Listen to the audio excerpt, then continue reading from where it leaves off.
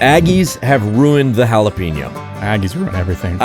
Texas was named the second most Pokemon-obsessed state. And it sold for? It sold recently for $16.5 million.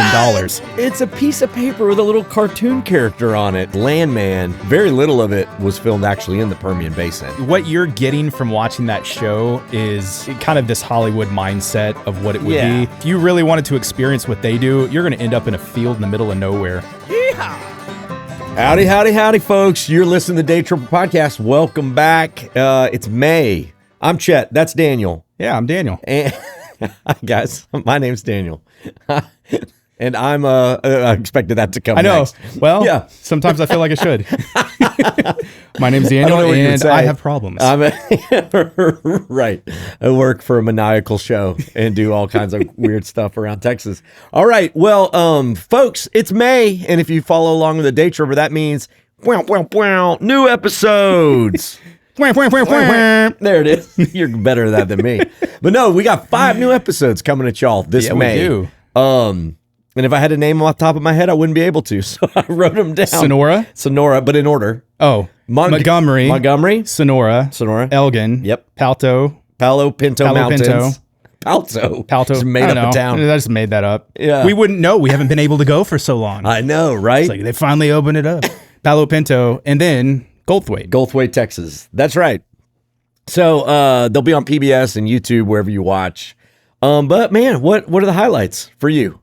If you had to think, all of these? Yeah, of the 5. Man, I've been wanting to go to Caverns of Sonora for a long time. Oh yeah, Captain Cave Passport. Yeah, I mean, and actually, I found out since then, I don't think I had to do them all within a year. Oh, does that mean you get your free T-shirt? Well, I should have probably already got it. I get it. So now I don't know. Yeah. I'm not even sure how it worked. I just remember at the time what I said, and it probably wasn't accurate at the time that I said it. So Daniel was on this mission to take his girls to all the major show caves in Texas, and if you stamp your passport, you got a T-shirt. That was the deal. You thought it had to happen in a year. I thought it did, and you missed all but the Caverns of Sonora. And I don't even know where the passports are that we got stamped. Oh, dude, you just got to do it all over again. But the Caverns of Sonora were stunning. The one bad thing about it, it's not cold. Or even cool. Yeah. It's usually like the muggy. But yeah, it was like a kind of a weird sauna, hot. Like sitting on your porch in Southeast Texas in July. Yeah. Yeah. Well, one of the cool things about caves is when it's like, 105 degrees outside, you go down there and you're like, ooh, this feels nice. Yeah, that's We didn't get that. No, not at all. But the views. But the caverns are unlike any other caverns in Texas. So if you've been to Natural Bridge or the Cave Without a Name or Inner Space here in Georgetown, those are a certain type of cave. They're beautiful. You should see them all. Caverns of Sonora is on another level. And every expert in the country is like, this is a pristine, the pristine show cave of the country, probably. Yeah. Which I didn't know that. Well, it's because they have the helectites, man. Helectites, bro. Do you even helectite? Do you even helectite? That's from the show. If you know IYK. IYK. So you got stalactites, you got stalagmites. Caverns of Sonora has helectites, which shoot out from the wall. And evidently they're rare. So if a cavern has one, that's a big deal. The cavern has millions. Millions. And what drove me mad is there's like 20% of the cave that's not explored, and they're not gonna ever. Yeah, that's just what they told you. Let it be. Yeah. I was you asked the question, I was like, yeah, but why? Just a little AI chipmunk thing. Yeah, let's just send it back. Let it go. And they're like, nope, we want to leave it pristine. Hey, how about an AI drone where it goes right down the middle of... Yeah. It doesn't even touch anything. Tiny. Doesn't even touch. Let's go tiny. Yeah, so they can tiny. see back there where they can't get to because the passages are tiny. And so you just let a little robot, a little spider. Yeah, I guess the thing, though, is even if they found something, I don't think they want to clear the room to get to it. Because it's going to mess with what they currently have visible. So it's like... I understand maybe leaving it blocked off for visitors, but not even to go on your own? I don't know. I think they probably got pretty upset when they had that really world famous butterfly. Yeah, and some kid came and snapped a off the piece wings of it of this butterfly, and that was people went there for that. Shameful. So, yeah, I don't know. It's privately owned. Yeah, they get to do whatever they want. Y'all watch that episode. One thing that I loved about the season was getting to eat as much Elgin sausage as we did, dude. We hammered the sausage. I've been wanting that episode for a while. I know. Yeah. Elgin, and I mean, so I've always said gosh, Lockhart sausage was the best. You know, the Lockhart rings or in Luling, and this might have swung me the other direction, dude. Did I? Okay. I mean, I've always liked the sausage in Elgin, but when you see them make it and kind of and then they cook it raw. You buy something smoked from Elgin at the grocery store, like H-E-B, it does not even come close to comparing to what you can get there, because they smoke it in commercial smokers and then you recook it at home. When you get the raw sausage off their pits, come on, game over, man. Game over. And I feel like I have to point out again, I've been telling you for a long time. I know. I compare it everywhere around Texas we go when we eat barbecue. Yeah, I compare it to, I want to say Elgin sausage, but really South Side. It's not. But hey, after this episode, I just say Elgin sausage because Myers and South Side, I'm going to say it right now. If you get them both hot off the barbecue pit, I can't barely tell a difference. Yeah, they're neck and neck. I wouldn't say I even prefer one over the other. I don't think I could. I wanted to say I could just because I had my own family history, and I always went to South Side. But at the end of the day, trying them both hot off the pit, it was just like, I don't care which one I get, man. They're just so good. But to say any other, like every other barbecue place, I feel like in Texas needs to look at Elgin's hot gut sausage as the standard. Bam. This is what you're comparing to. That's my opinion. But you can take it to the bank. You ain't wrong, Danny. You ain't wrong, Danny Ray. All right, so Montgomery, I do some motocross. Why a 45-year-old man should do motocross, I don't know. But I tried it. No, you did well. I did well. Whatever. Let the viewer decide. I mean, like, how much you could have gotten a piece. You know, like, did I get air? Yes. You got like a piece of paper underneath my tires? Probably so. I think you got a foot and a half or so. Palo Pinto Mountains is the new state park. Yes. We also returned to Mary's for chicken fried steak, which a lot of people are excited about. And then there's Gulfway, Texas, and the Susan Garner fan club that runs that town. That was something, that's not even out yet. But I'm gonna say, well, will it be out by the time this airs? No. I don't think it will be. May 1st is when this will drop. We have something in the vehicle with us for crew talk. You can tell people we've never had before. Oh gosh, I was editing, and I'll say it's not a crew member of the human nature. We may have bought a goat at the goat auction. Oh my gosh, dude, what were you thinking, man? So we're cruising down. I had this weird idea that we'd buy a goat and then it would be in the truck with us. And so it's fine, and we're playing off like your shirt. Daniel's wearing a black shirt because he always does. It is covered in the grossest white hair from this baby goat. It was shooting hairs out. Let's let it stick its head out the window. And as soon as we roll down the windows, it looked like it was snowing in the truck. And it got in all our mouths. There was so much hair.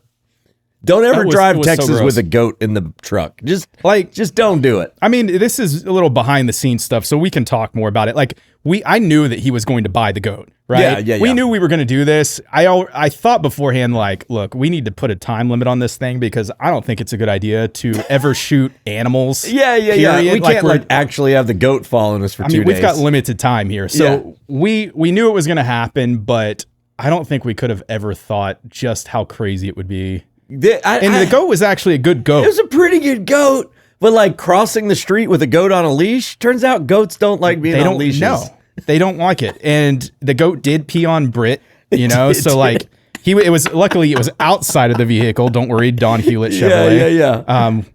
Yeah. He all over his boot. So that it's so funny, y'all. It's hilarious. What are we doing, man? Well, man. So, like I said, YouTube, PBS.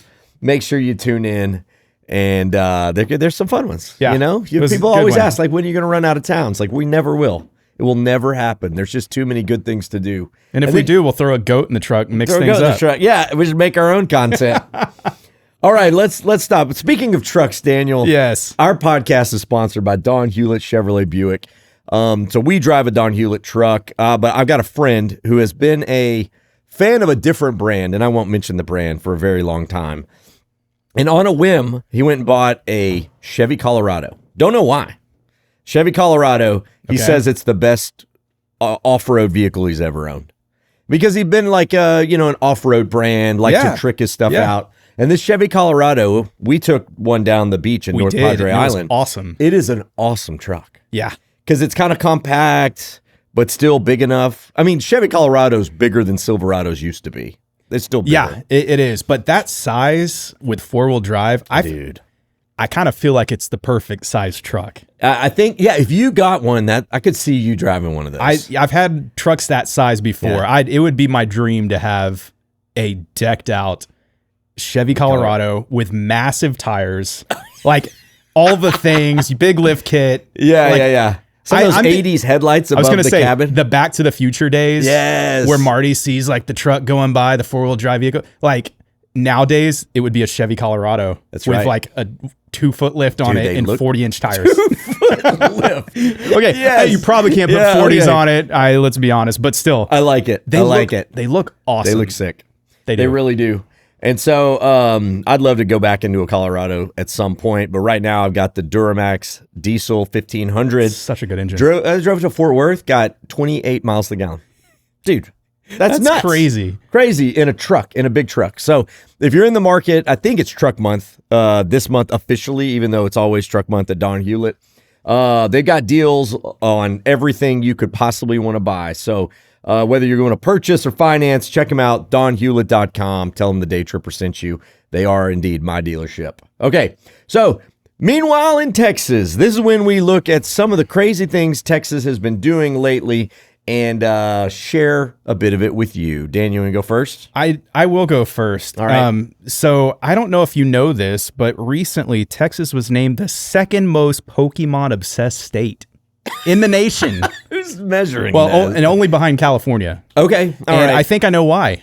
I don't want to win that competition. Why is it? It's because of how expensive Pokemon is, and probably only Californians have that kind of money. Yeah, they could beat us in that. The reason that we're the second most is because they're all moving here. Maybe this is just my theory. Yeah, I mean, it tracks because the Pokemon craze, like, I would have expected Pokemon to be like, it had its day and it disappeared. Well, I mean, trading like any kind of card, baseball cards, Magic, the Gathering card, all these things, they've kind of gone up and down, throughout history. But Pokemon has made a huge comeback. I think right now we're supposed to be like on kind of a plateau. I don't think we're on a downward, but it's supposed to be, the market's cooling off. Okay. I don't think the people in Texas know that. Oh, really? There are videos and many news articles, if you go out and look, the second that there's like a Pokemon drop, happening at Walmart, for example, people are not just lining up.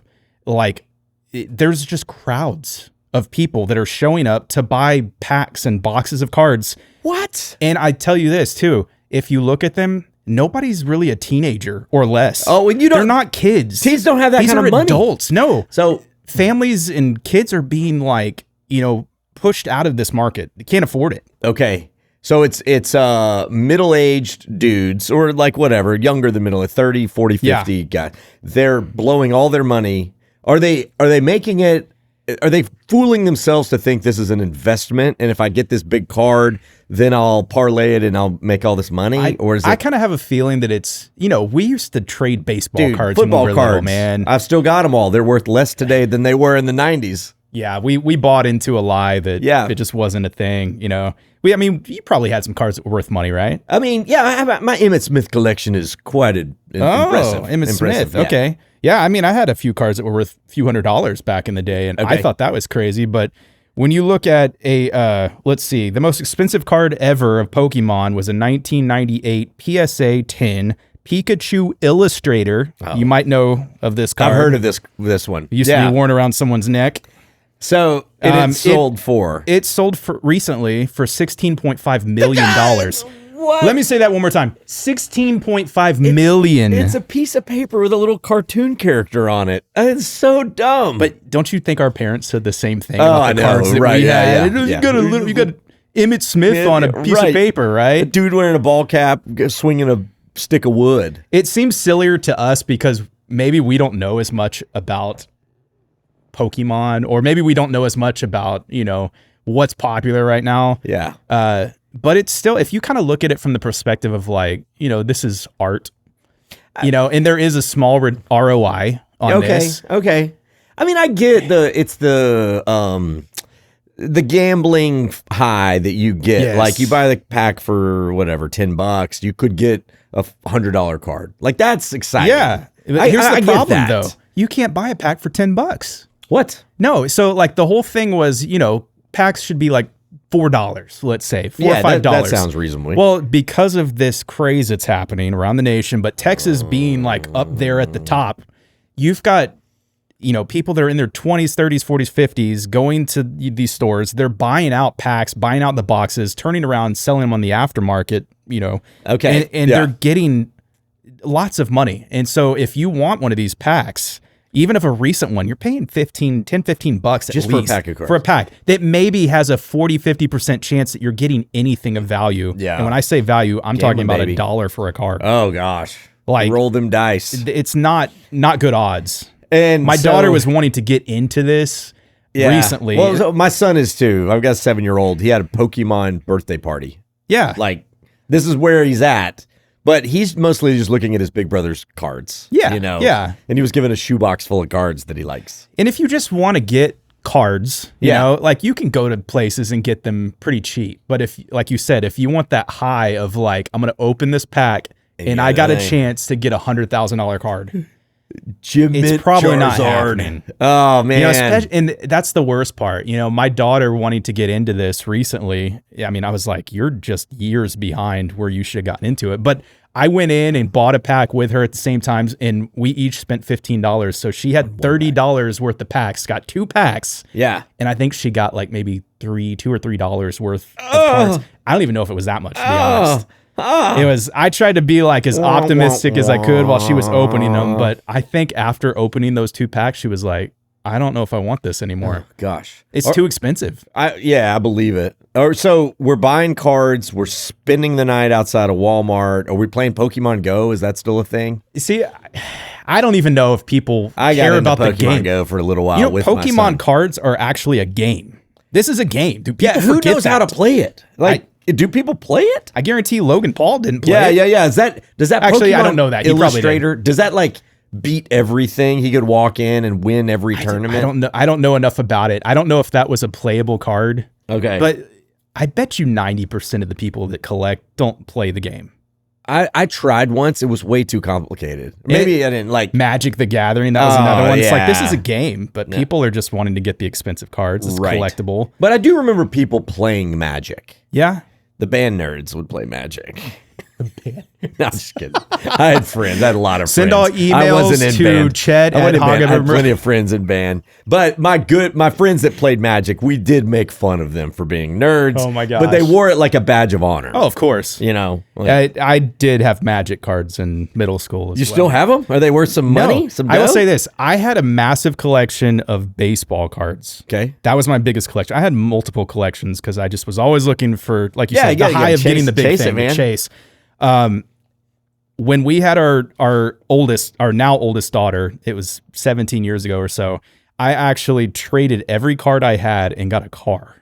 What? It was like on Craigslist. Yes. We needed to have a car. Our current one was dying, and I was like, we need to get like a family minivan or something. I actually was able to trade my entire collection and get a minivan. Bam! And it wasn't limping along. Like this thing I think it went like 250,000 miles. Dang! We put some miles on that thing. Take that, Mom and Dad. See? Got a car. Maybe my son will buy a car someday with his Pokemon money. That's awesome, actually. I know. Anytime that I'm like, man, I wish I still had them, I have to remind myself that collection bought my family a car. See? That's great. So is that typical? No. Mine are sitting in an attic, like losing value by the day.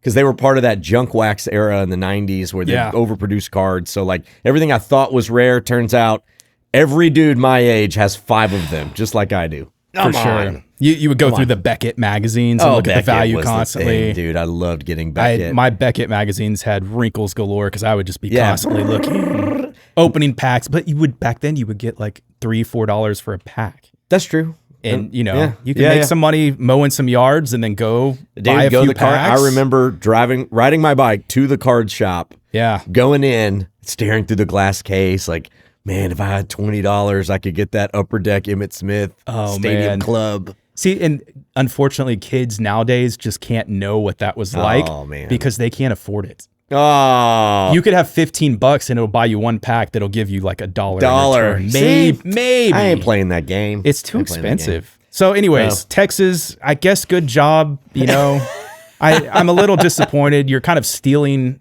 the excitement from our current youth. Yeah. 40, 50-year-old men don't need to be buying up every Pokemon card. But they want to catch them all, Daniel. No, I think they just want to make serious money, and they're doing it. So I guess good job on that. We see that Jake Paul money, like 16 mil? Yeah. You ain't getting that, though. No, you're not. That's a 1998. That's a one and done. Crazy amount. You're done there. All right. So here's what I found. So it's official, Daniel. Aggies have ruined the jalapeno. Aggies ruin everything. I'm just going to go ahead and say that and get it out there. Okay, so about 50 years ago, the Texas A&M Agri-Life Extension Group started looking at how they could make the jalapeno less spicy. Mistake number one. Less spicy because food producers were putting it in salsa, kind of your packaged food market, and it was too spicy. They were like, we like the flavor, but we can't sell this. No one will buy this spicy salsa. You can't take the heat, go home. Yes. Thank you. Leave Texas, guys. Don't mess with the good thing. Okay, hold on. I wouldn't say leave Texas, but if you don't like the heat, this is what we do, baby. I mean, seriously, though. Jalapeno is supposed to be hot. Okay, so they start messing with nature, right? They knew they could. They didn't ask if they should. Like the famous thing at Jurassic Park. Yeah. We're so preoccupied with wondering whether or not you could. You didn't stop to think.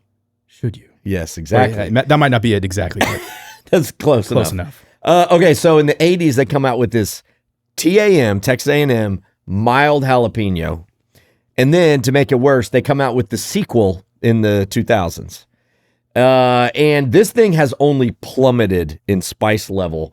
It's rarely above 1,500 Scovilles, which is, a mildly spicy. They've just released the Texas A&M Dulcito jalapeno that is sweet with no detectable capsaicin. Sweet jalapeno? Yes. What is this, a Papa John's pizza? You don't put it, no. Yes, it's a sacrilege. Sweet pepper? This place should be shut down immediately for food violations. I don't like it. So right now, it is actually impossible for you to go to the grocery store. This is what this article said, and buy a non-genetically modified jalapeno. They're all messed up. The heat level's way down, and I love jalapenos. Yeah. But this is what Texas Monthly said. I want to see if you agree or not. Thus, with the jalapeno's heat deliberately dulled to the point of soullessness, Texans have only one option. We must discard the jalapeno in pico de gallo on nachos and cooked along meats for starters, and embrace its spicier sibling, the serrano, as our everyday chili. Why can't we just keep the original jalapeno? They don't exist anymore? Extinct. It's extinct. Aggies killed it. We've killed it. The Aggies, I don't want to say we, the Aggies killed the jalapeno. Yep. Don't put that blame on me, brother. Oh my gosh. I know. Aggies. So, with these wimpy, wussified jalapenos at 1,500 Scovilles, the Serrano is between 10 and 23,000. And so I'm all for it. I'm just going to say I love jalapenos. Yes. I get them on burgers, but there is a thing like my 10-year-old daughter, and she was doing this when she was 8, 9. She would get a Whataburger with jalapenos. Yeah. And it didn't, that's how I like it. It's a little spicy. I'm like, okay, something's wrong. It's not supposed to not be supposed a little to be spicy. that spicy. Yeah. Like, it needs to be a little spicy. I've noticed that there's many places I've gone where I've gotten with jalapenos, and I even question, like, did they put jalapenos? And you look, because I was like, maybe it's just grilled green peppers or like onions. It's like, no, they put jalapenos. And can't taste it. Sometimes you question, well, did they take the seeds out? Did they cut too much off of it? No, it's just, this is a new jalapeno. Aggies, man. Aggies. Well, okay. Can they make up for this by recreating the original jalapeno? Is it even possible? Only they know. Only they know. But they should hear this as a call to arms. Undo what you did wrong. You done Texas dirty. Undo it. Now. I'm disappointed in you. I'm just going to say it right now. I'm disappointed. The worst thing a parent can say. Let's move on. Exactly. Moment of silence for the jalapeno. All right. Okay. This month in Texas history. All right. So, Daniel, this is our little history segment that people seem to like. So, most folks don't realize that the Texas Revolution was not settled at San Jacinto. Now, we see that as the final battle of the Texas Revolution, and technically it is. Yes. But according to Mexico, the fight was still on.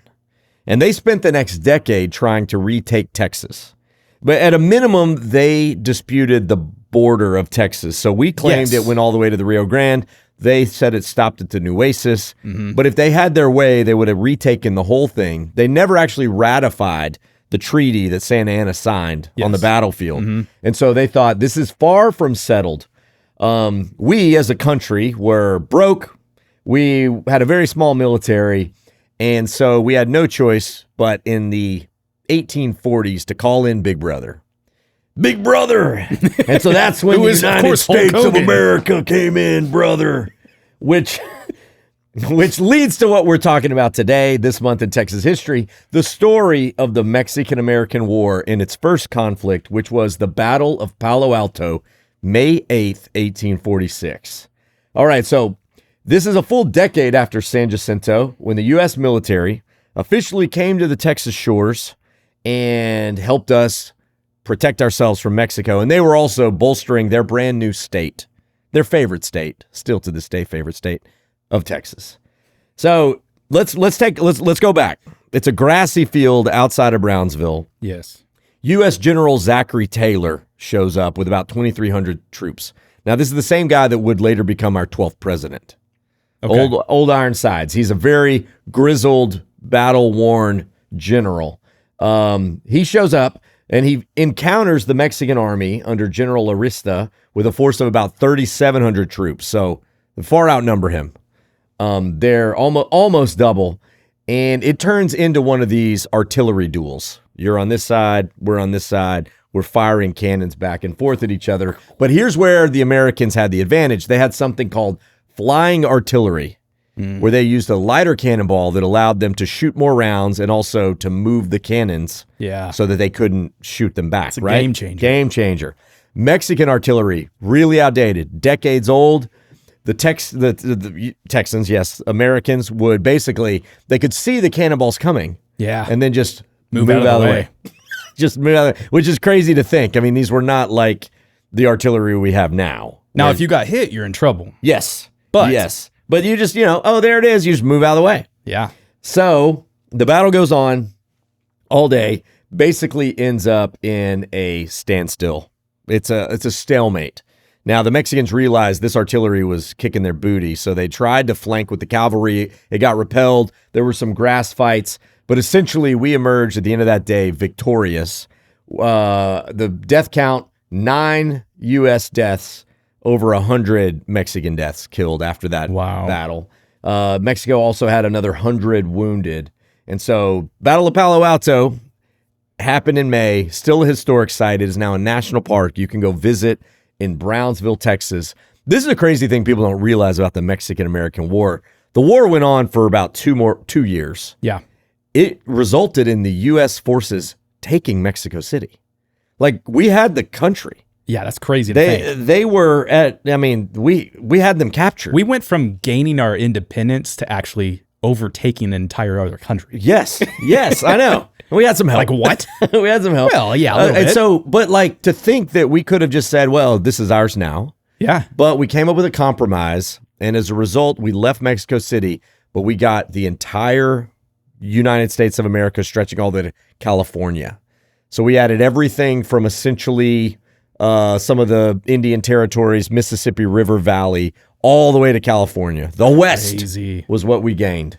And so it was manifest destiny. U.S. finally stretched from the East Coast to the West Coast, all because of the war that started in Texas.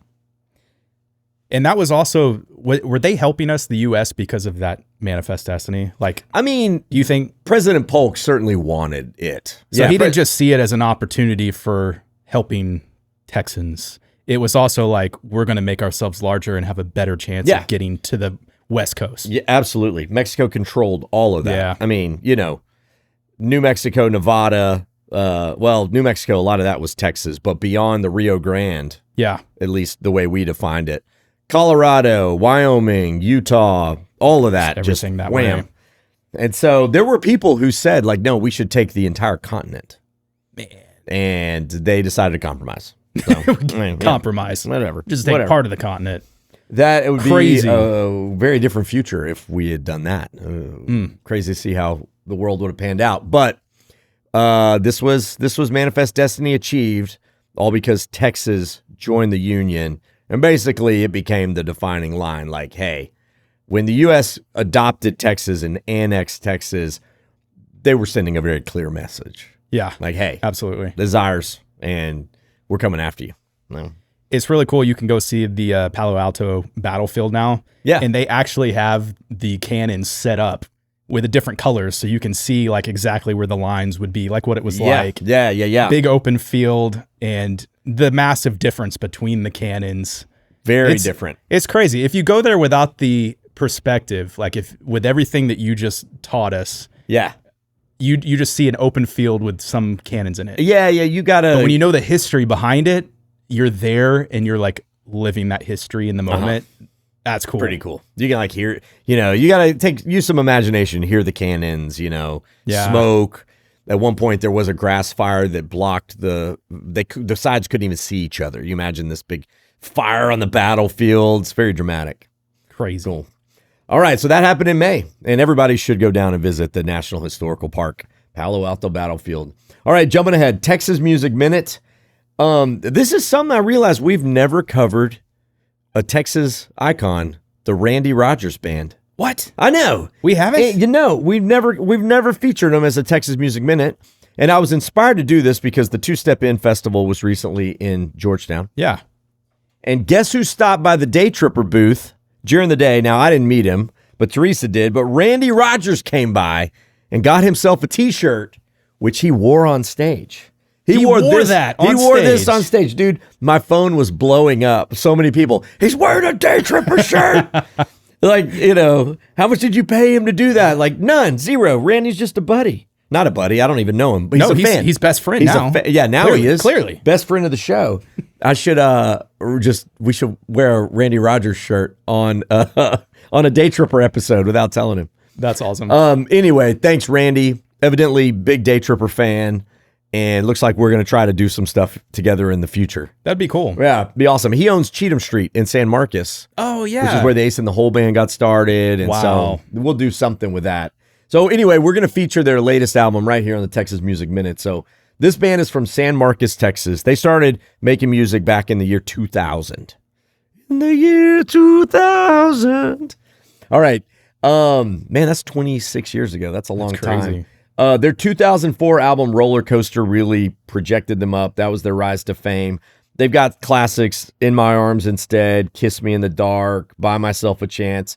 Randy has been called, a red dirt devotee, not budging as things went more bro country. He stayed in his lane, making some great music over the years. We had William Beckman on, remember? He was like, Randy Rogers is absolutely my mentor. He said, yeah, and so absolutely. Randy has been a great friend of a lot of people in the industry. And he released an album in 2025 called The Going. And so I wanted to play, this is one of the releases. This is called Break Itself. It's a little bit of a sad song. A heart can't break itself, but it's a good song. It's a good song. All right. Here we go. Randy Rogers Band, Break Itself.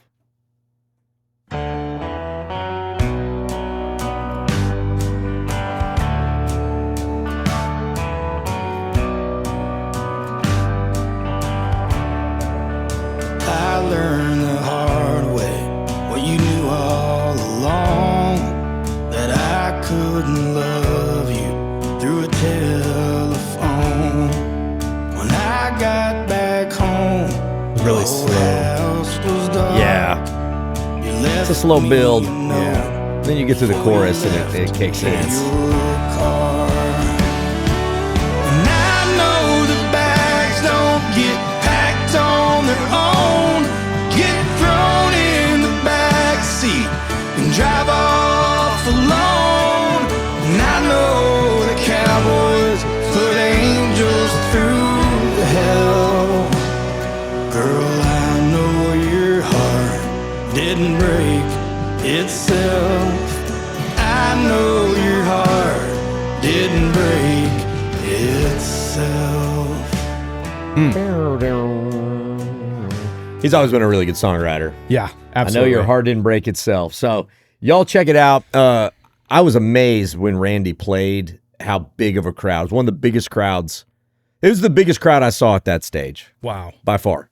Bigger than Clay Walker. And like, it's just big. Yeah. Enormous. Tons. Randy's got tons of fans and he's always touring around Texas. So y'all go and see our buddy Randy Rogers. Soon to be featured on the Day Tripper, Randy Rogers. I guess. I don't know. We'll see. All right, next up, questions from the back seats.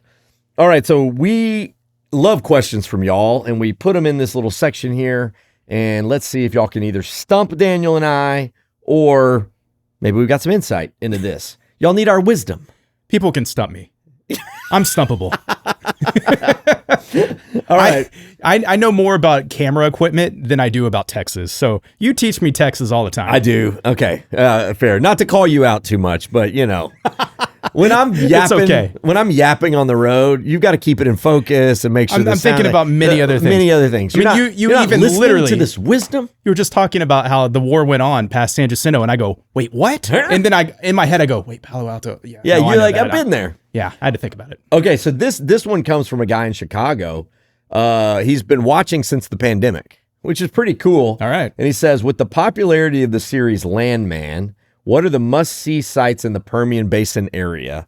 And he goes, as I understand, the Patch is not an actual bar. No, it is not. But that is a place that we've actually been. Mary's Cafe. Yeah. Yes. Wait, was that I haven't watched Landman. Confession. So, I could be wrong, but I'm pretty sure if you're talking about the first season of that series, there was a place that they went to eat. I'm pretty sure that is the place that is now Mary's. Mary's Cafe. Well, it always was Mary's, but what I mean is like you can go there. Oh, okay. But there was a bigger place that they had in a different, maybe in the second. Have you season or watched something. it? I watched like earlier episodes. I've just kind of been I haven't been watching it recently, Okay. so I'm not caught up on that. I feel like its popularity has been swelling. It probably has. Like I think the season finale was bigger than the Yellowstone finale. Man, So it's like it's surpassed Yellowstone. Which I don't doubt it. Yellowstone was like all was we were huge. talking about. That was in the zeitgeist of America. I mean, we were just obsessing about it. All right, so I looked, and the Patch Cafe, and truth, it is not an actual place, but it was built out of a vacant former body shop in Fort Worth. Okay, so that's That was probably the big set. one. Maybe the exteriors were used from the outside. I don't know. And then, but it was inspired by a real place called the Pioneer Cafe in Goldsmith, Texas. Okay. Which is also not open anymore. It's permanently closed. But I looked at that spot and that was like the real deal. You know, just like looked like if anyone lit a match, the whole place would burn down. The menu was on one of those little movable letter boards, you know, like the old Coke movable letter board. And then like it was brown from all the grease that was on it. Oh my gosh. So, but as far as Landman, very little of it was filmed actually in the Permian Basin. Right. Fort Worth, Weatherford, Strawn, which we visited in our episode in Mary's Cafe. But I would say, you know, if you want to go to the Permian Basin, it's different than Landman probably I was going to says. say, I think it's what you're getting from watching that show is kind of this Hollywood mindset of what it would be. And if you really wanted to experience what they do, you're going to end up in a field in the middle of nowhere. Yeah. I mean, it's not going to be exciting. But I think if you want to go to a place that's stereotypical, like in the show, you should go to Mary's. Mary's is honestly, great. that was, I think that was honestly, it was one of the best chicken fried steaks ever. So good.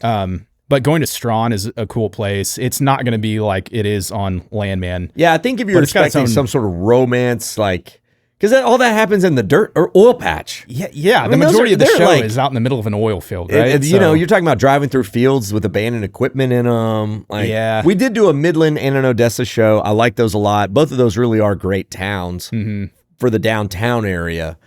But as you get out in the country, it's just a bunch of scrub, man. Yeah. It like not to dog that part of Texas. Like, it's got its charm.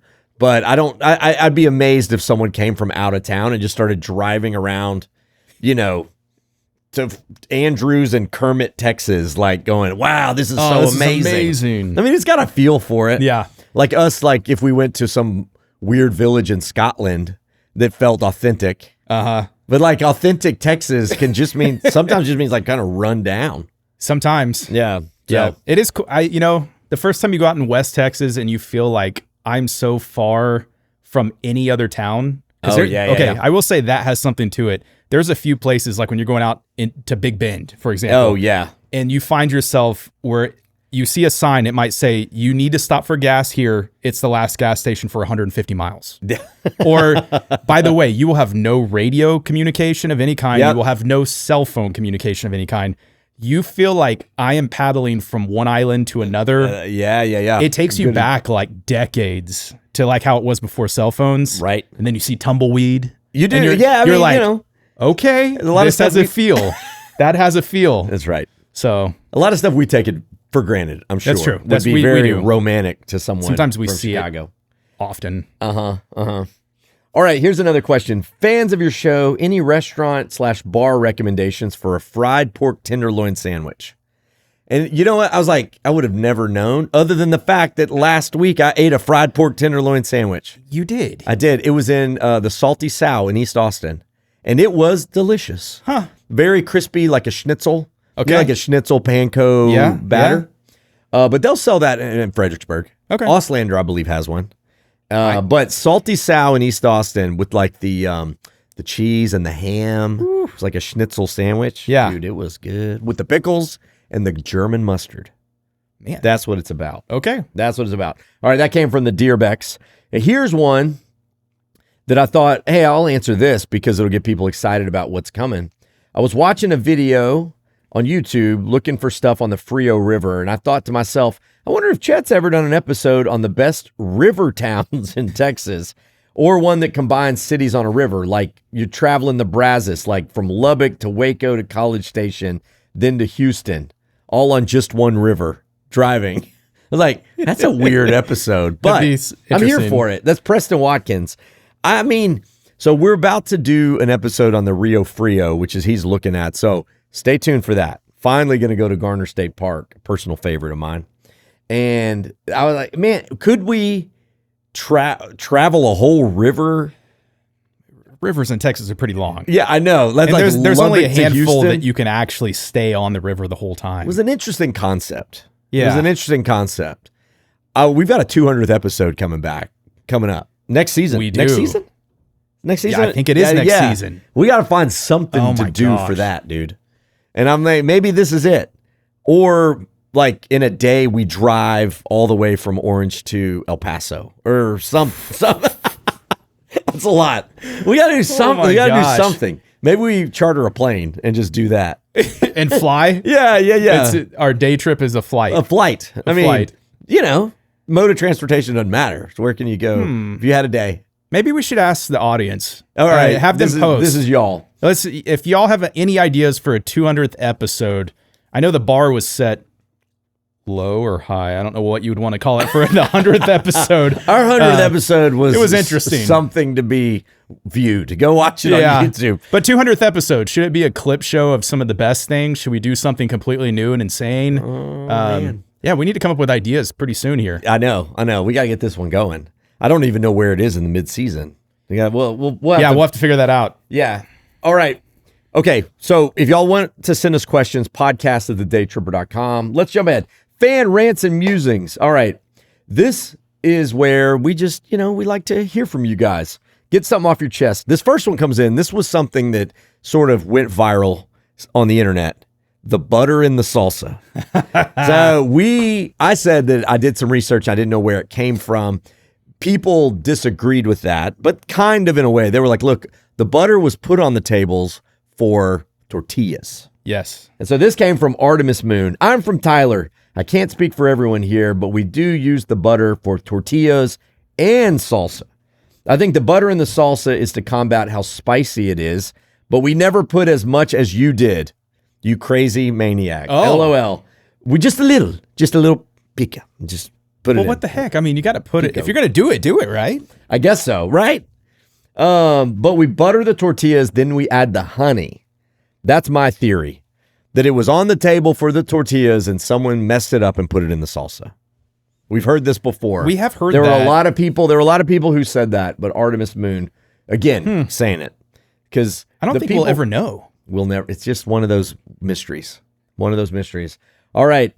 Dr. Fisher 64, he calls us both out. This is Captain Correction from the last podcast. Uh-oh. No, he did it in a nice way. I'll give him that. Hey guys, I love the show, but I got a few corrections from the last episode. Okay, let's go. Bob Wills and the Texas Playboy play Western swing, not bluegrass. I must have said bluegrass. Oh, did you? Yeah, and he's right. I'll fall on the sword on that one. They absolutely, yeah.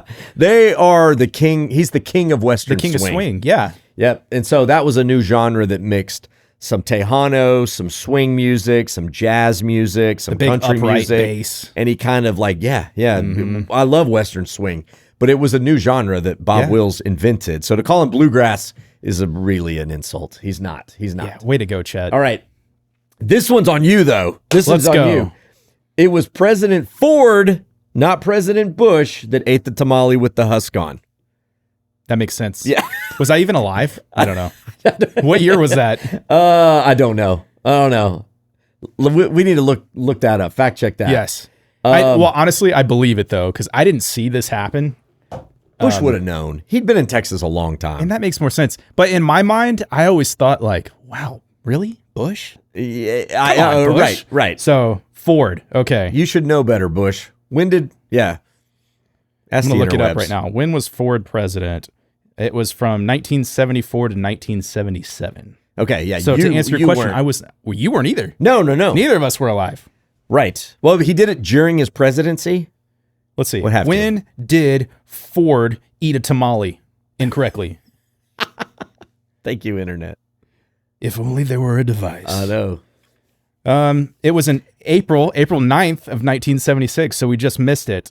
The incident, which occurred near the Alamo, was dubbed the Great Tamale Incident. It became a widely reported humorous food faux pas during his re-election bid. Oh, no. If that guy don't even know how to eat a tamale, he was how served can a he know? tamale and immediately took a bite into it without unwrapping the husk. Oh, President Ford. I remember hearing the story, and it stuck in my head, but I guess I forgot who did it. Okay. But it was in Texas.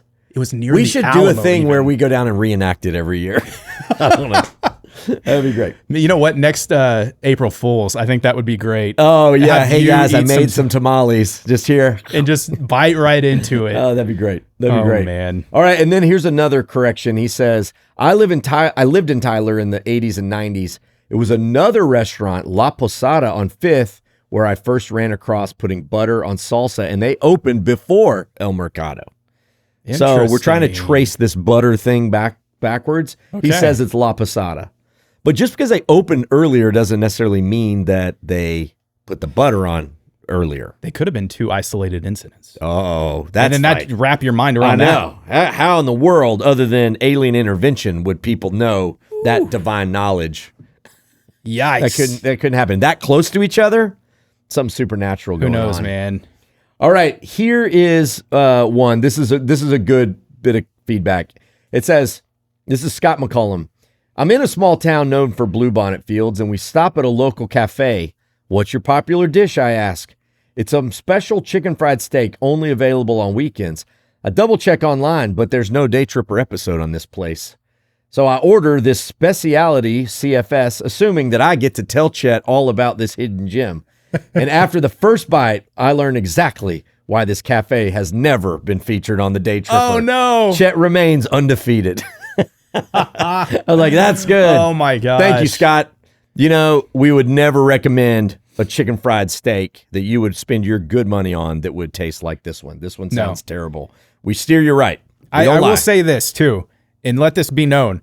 We have never steered anybody to a place that we would not enjoy eating there ourselves. Yes. All the time. You've never eaten something and lied and said you liked it. Yeah, people are like, do you like everything you put in your mouth? Like, yeah, because you scouted it before we you got there. We've researched it. We know what we're doing. We're only going to showcase good things. Yeah. On top of that, we are not going to take money from anybody. Nope. So like, you're only getting what we want. That's right. It's not what's recommended by somebody else, and so we have to do it. It's like, we want to go there. That's right. And that's what makes the Day Tripper your number one source on Texas backroom chicken fried steak. All right, hey, y'all, thanks for listening to the podcast. Thank you, Don Hewlett Chevrolet, for the never-ending support.